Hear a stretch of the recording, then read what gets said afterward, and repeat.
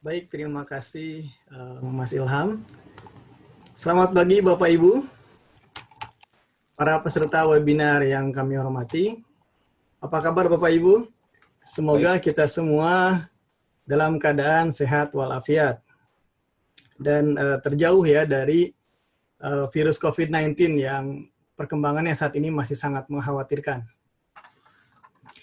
Baik, kita sudah tiba di acara inti ya Bapak Ibu, di webinar ketiga dari program studi teknik industri yang merupakan kegiatan pengabdian masyarakat dengan mengambil topik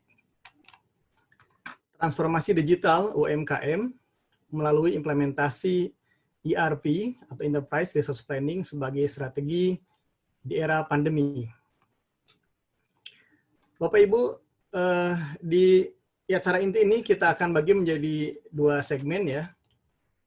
Segmen yang pertama merupakan segmen pemaparan materi ya dari masing-masing narasumber selama kurang lebih 30 menit ya untuk masing-masing narasumber. Kemudian kita akan lanjutkan ke segmen tanya jawab selama kurang lebih 1 jam. Baik, untuk mengoptimalisasi waktu ya, kita langsung saja kepada sesi pemaparan materi. Di sini saya akan menyampaikan profil singkat dari narasumber yang pertama. Jadi kita di sini punya 3 narasumber ya Bapak Ibu para peserta yang terhormat.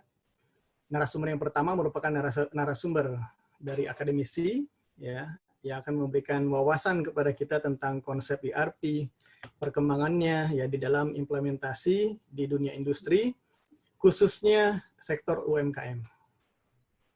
Nah, kemudian narasumber yang kedua adalah narasumber dari praktisi. Jadi kita ingin mengetahui sejauh mana perkembangan implementasi, pengembangan dan development dari sistem ERP ini di dunia industri, terutama di sektor UMKM.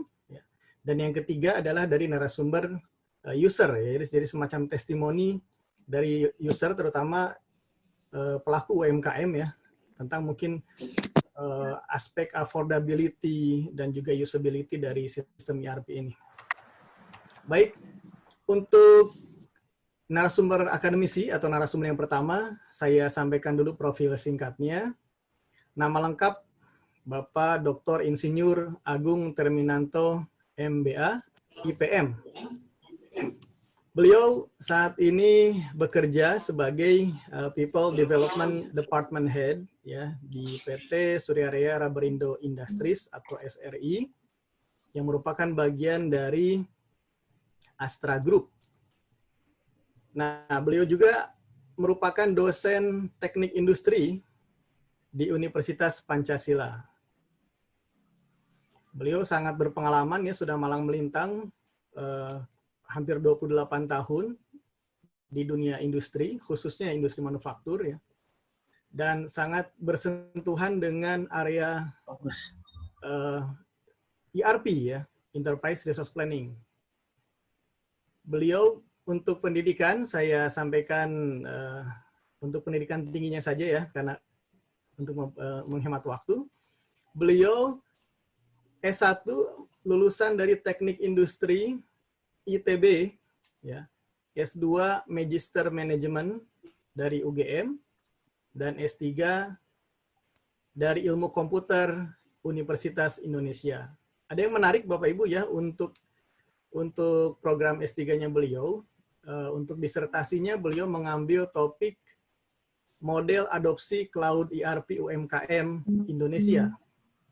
Beliau meneliti bagaimana faktor kritis keberhasilannya, tingkat kesiapannya, dan implementasi serta preferensi konfigurasinya. Jadi mudah-mudahan bisa di-share kepada kita semua ya, karena kaitannya dengan UMKM, bagaimana kemungkinan UMKM ini bisa go digital melalui implementasi ERP ini. Yang kalau nggak salah ya, berdasarkan referensi sumber informasi yang kita bisa akses di Google ya, bahwa hanya 13% saja UMKM di Indonesia itu sudah go digital, sudah mengalami digitalisasi. Ya. Padahal di ASEAN sendiri itu sudah mencapai 40% UMKM itu go digital. Jadi ada ada tantangan dan sekaligus peluang ya untuk kita semua manfaatkan. Baik, kemudian Bapak Agung Terminanto sangat ahli ya di dalam ERP ini dengan begitu banyaknya sertifikasi yang beliau miliki ya. Kemudian juga kalau saya lihat di sini ada dari SAP, dari Oracle ya. Dan beliau juga merupakan salah satu penyusun dari SKKNI ERP ya, bidang ERP. Baik.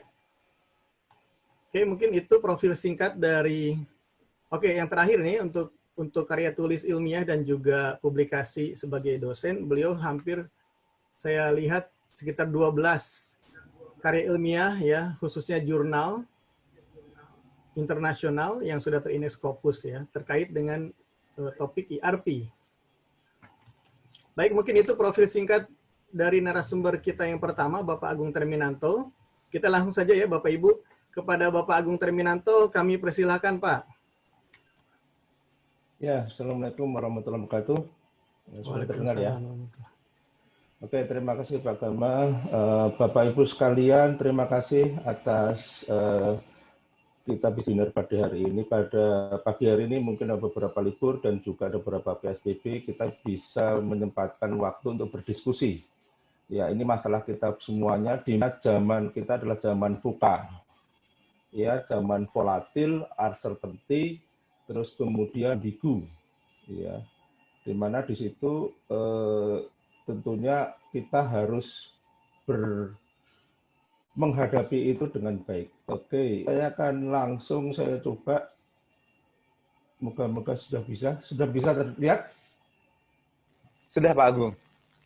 Oke, kasih. Kita santai saja. Kita tentunya di sini juga banyak ahli. Saya juga nggak terlalu banyak ahli ya. Tadi disampaikan Pak Gama tadi ya memang saya pengalaman. Tapi masalah kita adalah masalah yang cukup besar. Jadi ini dibutuhkan stakeholder yang sangat banyak sekali. Saya akan share sesuai dengan kompetensi saya, yaitu adalah kompetensi tentang ERP tersebut. Oke, saya akan lanjut. Ini adalah nanti judulnya seperti ini. Saya akan cepat karena beberapa saya scan karena topiknya cukup banyak. Ya, ini isinya nanti seperti ini.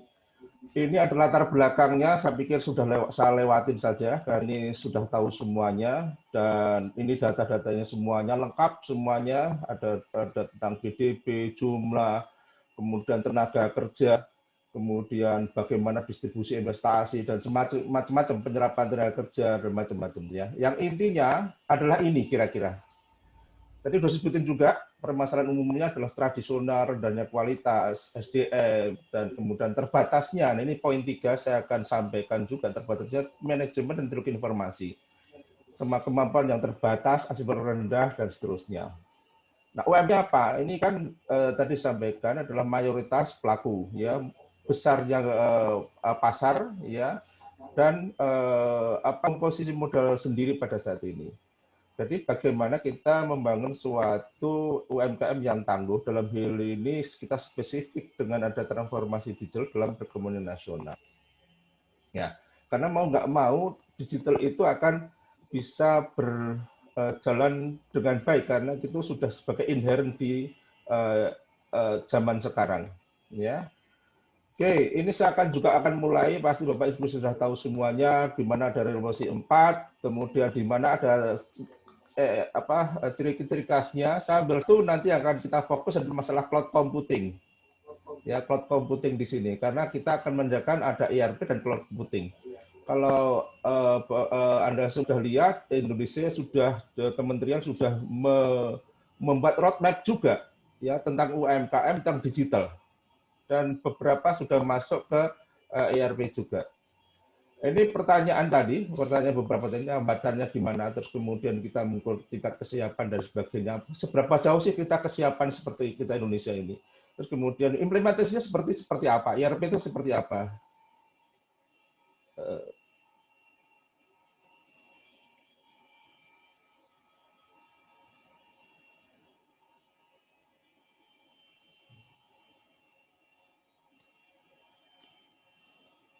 Oke.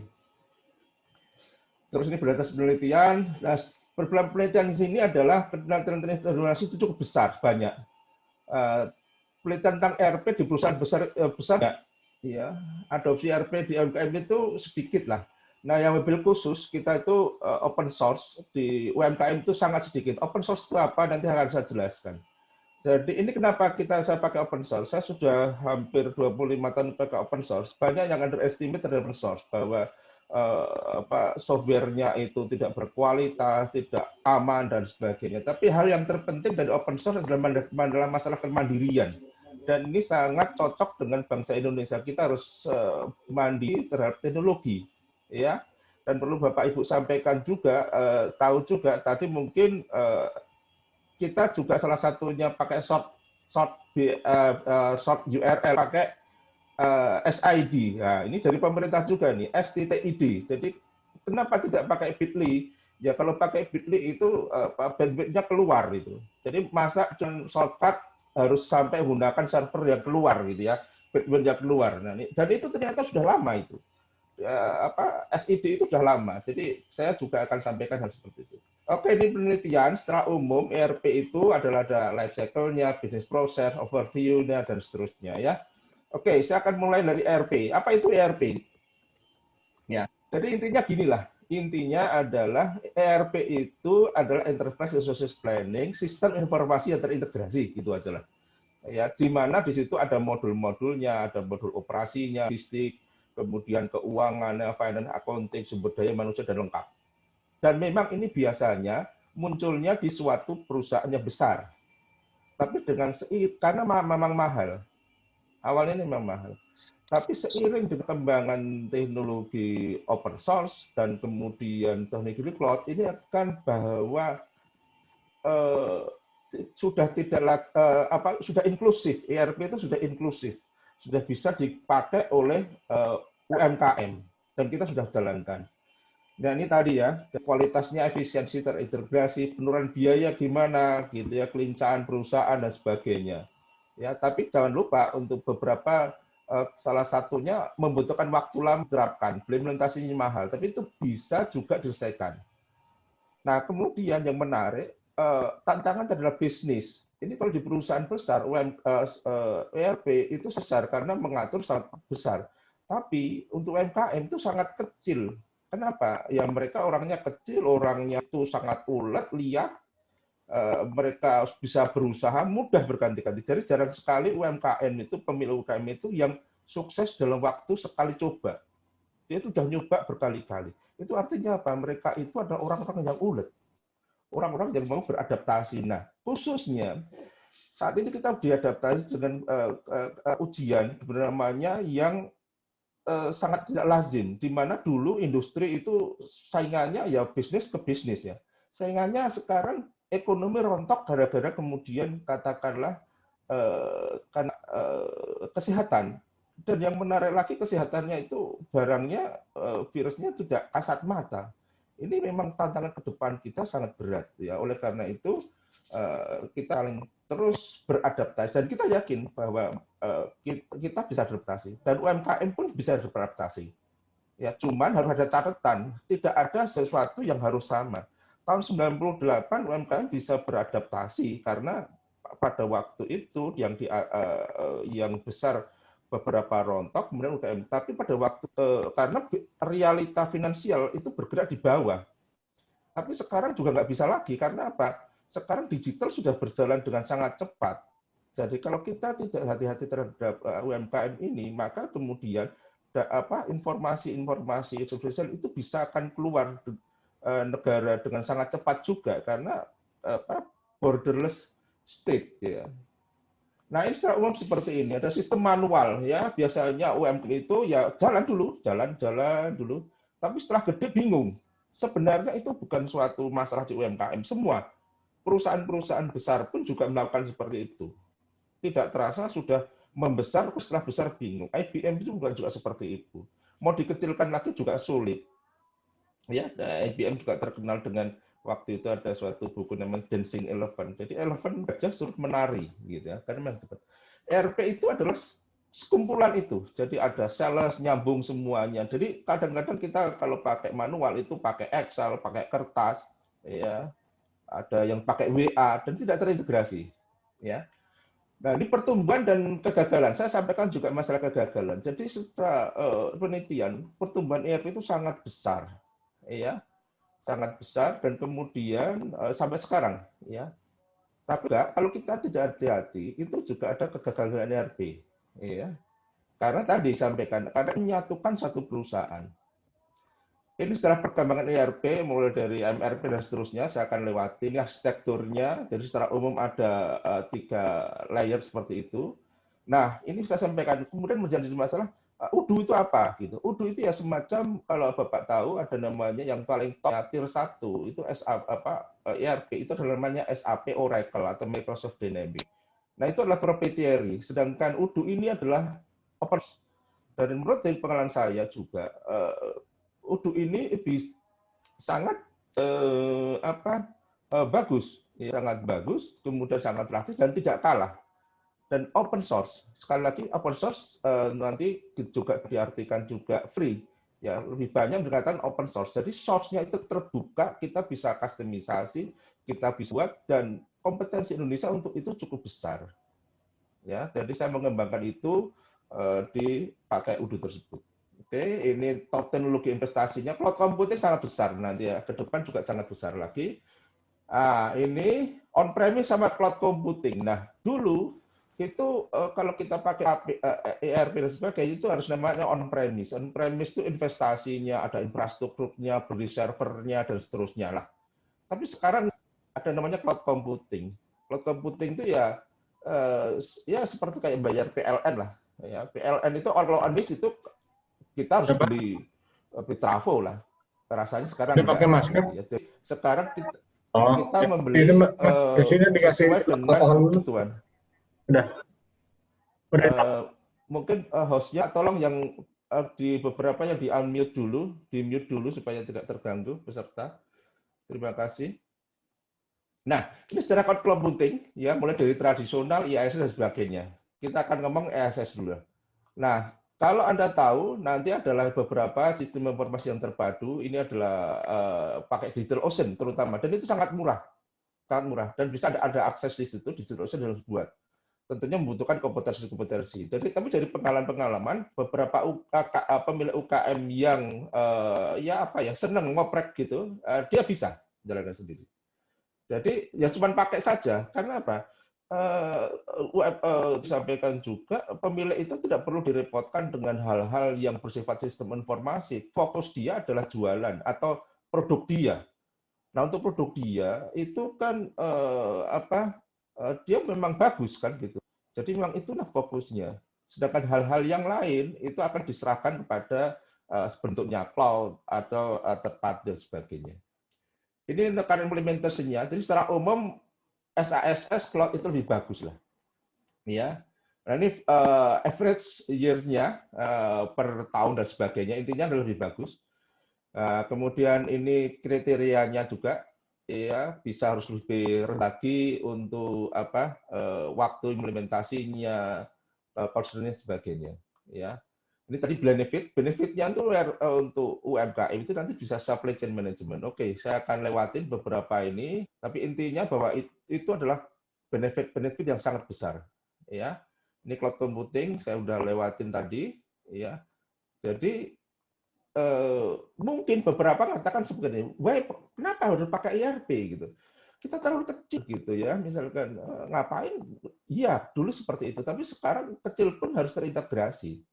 Ya, ada pengalaman bagus ya. Kemarin ada penelitian dari UI. Itu ketika masa pandemi ini, orang yang jualan tahu di Tahu Lembang, itu awalnya itu omsetnya 10 juta satu bulan. Terus akhirnya nggak bisa dijual. Terus akhirnya yang terjadi apa? Terus kemudian ya sudah, tapi namanya UMKM cari, hubungi sana, hubungi sini. Yang kemudian yang menarik adalah setelah menghubungi sana, menghubungi sini, itu lewat agenda dan sebagainya disebar di paket itu, dia bisa malah omsetnya agennya itu 60 juta. Jadi 6 kalinya. Tapi yang jadi masalah kemudian dari ngaturnya gimana? Nah, dari pengalaman juga, kebanyakan mengukur kita masih basicnya adalah e-business. E-business, e-commerce, mestinya ERP. E-business dan ERP, di penelitian saya itu bagus, itu bagus. Tapi nggak cukup, karena nanti banyak terjadi penipuan-penipuan di situ atau disalahgunakan sama orang lain. Mereka pakai akun palsu, kemudian posting video palsu dan sebagainya, rekening palsu dan sebagainya. Banyak penipuan. Nah, ERP itu akan menjamin semua itu, ya, untuk bisa lebih baik lagi. Ini selanjutnya tadi saya sampaikan adopsi, ya, saya akan skip aja, no persuasi. Dan yang menarik adalah Odoo ini bisa trackability-nya tinggi. Ini konsep-konsepnya, ya, trackability-nya tinggi. Trackability ini Anda bisa pakai Odoo itu, Anda download sendiri bisa, nyoba sendiri bisa. Ya, ya, kalau nggak bisa gimana ya, coba lagi gitu aja. Nanti kalau ditanya, nanti kita di poin kedua jangan ada komunitas Odoo Indonesia, dan Pancasila juga mengakomodasi itu dengan ada SKKNI-nya, kemudian dengan ada kuliahnya, dengan ada lab-nya, nanti akan dijelaskan Pak Gama. Ya. Terus ini tadi saya sampaikan, kita nggak jangan cukup e-business. Kalau e-business itu apa ya? Pakai Instagram, pakai WA, pakai Facebook. Bagus, ya bagus. Cuman itu harus hati-hati kan, checking data, checking nomor namanya purchase order dan sebagainya itu tidak ada. Jadi tingkat integrasinya itu sangat rendah dan rentan terhadap penipuan, ya. Ini perkembangan adopsi saya lewatin aja, adopsi ini perkembangan di luar nih aku sih. Nah, secara umum siklus implementasinya ERP itu ada evaluasi, perencanaan, kesenjangan gap lah. Ini secara umum. Tapi di kita mungkin kita bisa shortcut. Nah, ini open source, ya. Open source itu adalah Linux lah misalkan gitu. Nah, ini sebenarnya kalau kita terkenalnya orang pakai Windows Linux, sebenarnya ada satu aplikasi atau suatu kategori gede namanya open source software. Dan ini free. Dan memang inilah antitesa dari proprietary. Ya. Nah, dan model bisnisnya cukup banyak. Nah, ini sekarang masih jalan. IBM, Red Hat, dan MySQL itu juga jalan. Saya Microsoft itu juga jalan. Ya, dan kalau yang menarik, sebenarnya kita semua itu sudah pakai basicnya open source, yaitu pakai Android. Dan itu sebenarnya kan mengalahkan Nokia dan sebagainya. 78% itu. Ya. Nah, gelombang adopsi open source. Dulu yang pertama, ini adalah adopsi operating system. Ini memang tantangan ini. Yang kedua, ada infrastruktur. Yang ketiga, gelombang ketiga adalah CRM dan ERP. Kita juga sudah mulai gelombang-gelombang itu, dan ini memang tantangan kita. Dulu namanya ada IGOS, ya, Indonesia Goes Open Source. Dan itu agak sekarang. Dulu banyak sekali, dan sebenarnya sekarang juga banyak. Jadi mungkin ini menjadikan salah satu alternatif untuk kita kembangkan lebih lanjut, ya, terutama dengan ada ERP ini. Jadi nggak cukup cuma levelnya open system, ya. Kemudian kita lanjut ke faktor adopsi, saya lewatin aja. Ya, nah ini tentang lisensi-lisensi sebagainya. Intinya open source lah gitu ya. Nanti ada detail-detailnya, nanti kita bisa diskusikan. Dan sebenarnya Odoo ada bukan satu-satunya open source, cukup banyak. Saya sudah mencoba, nah namanya Adempier, Idempier gitu ya. Silakan aja. Dan cukup banyak, silakan bisa dicoba-coba semuanya. Dan memang kalau cocoknya sekarang ini adalah pakai selama 6 tahun ini adalah pakai Odoo ini. Ini open source, ya ini perkembangannya, dan ini sangat cepat sekali. Sebenarnya open source itu bukan masalah gratis, enggak.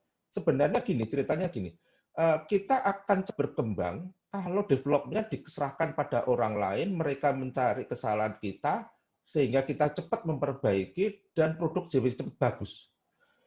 Ya, ini slide-nya cukup lama, karena ini masih pakai 9, sekarang itu sudah 13 dan mau 14, sangat cepat. Tiap tahun hampir ada. Dan itu juga terjadi di Ubuntu dan sebagainya. Nah, ini untuk penguatan IKM-nya cukup banyak sebenarnya pemerintah kita. Ya, ini adopsinya dan macam-macam tadi.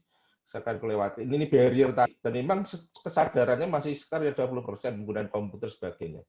Ini beda dengan India. Kalau India itu ERP itu sudah kayak ya di warung kopi lah, ngobrol-ngobrol tentang ERP. Kata-kata kunci misalkan Kurtupe, itu sudah ngerti semua lah, artinya ya biasa saja, ya.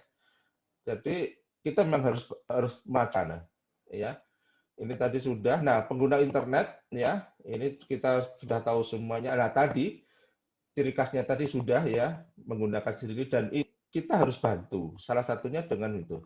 Nah, kalau kita mau itu, tadi kan disampaikan, SME itu paling bawah.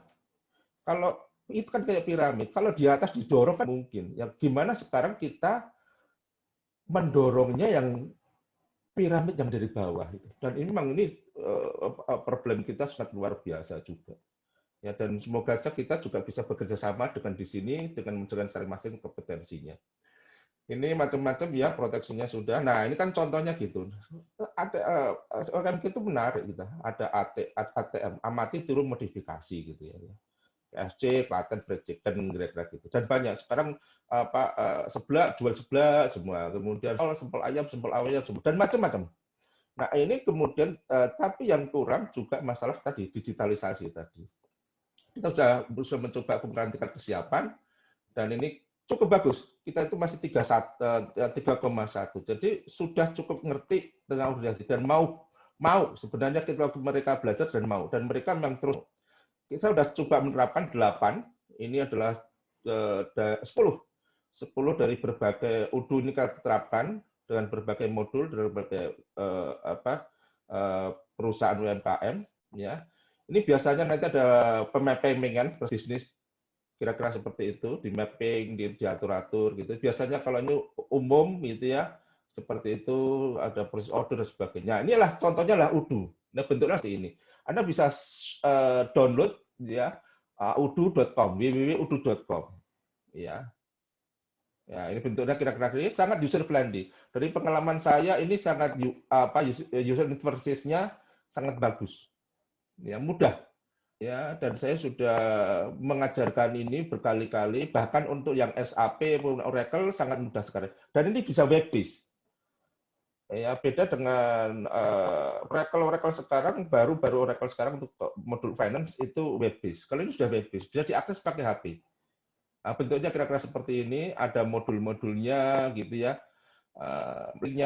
Memang harus kemudian ngerti proses pembelian seperti apa. Ini configurationnya, membuat bill of material produk dan seterusnya, membuat routing, ya.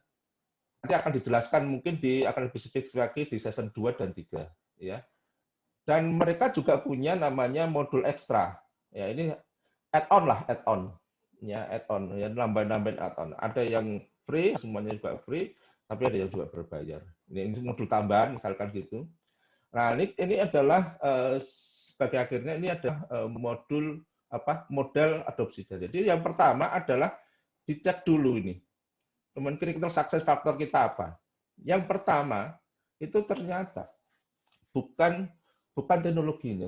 Teknologi selalu jalan duluan. Jadi yang pertama itulah people. Kita siapin people dulu. Ya. Keilmuan, pengetahuan di sini adalah cukup penting. Ya. Kemudian technical know-how itu yang kedua. Ya. Kemudian cloud and ready itu leadership yang pertama.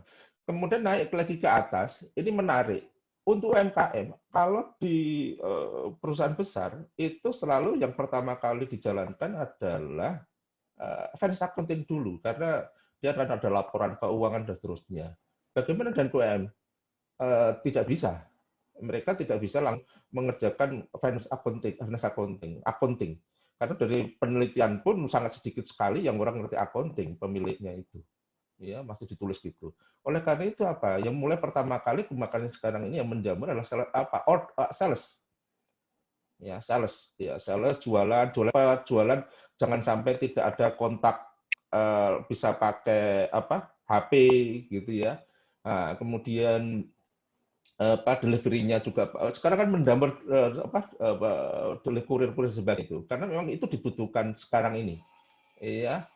Itu biasanya betul. Kemudian baru nyambung lagi ke PO, kemudian masuk lagi ke finance accounting, ya, implementasi dan seterusnya. Dan di sini kemudian ada SaaS, jadi service.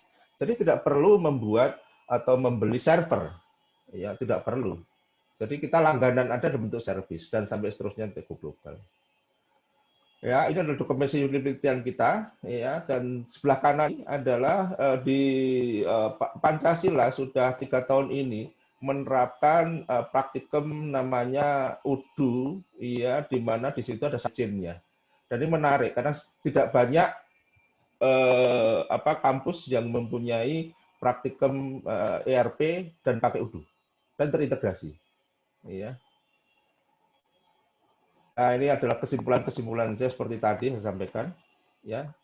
Nah, demikian sekedar pengantar saya. Jadi saya harapkan kita bisa berdiskusi. Saya akan terima masukan-masukan dan kita bisa belajar bersama demi UMKM yang lebih bagus. Terima kasih, sekian. Wassalamualaikum warahmatullahi wabarakatuh.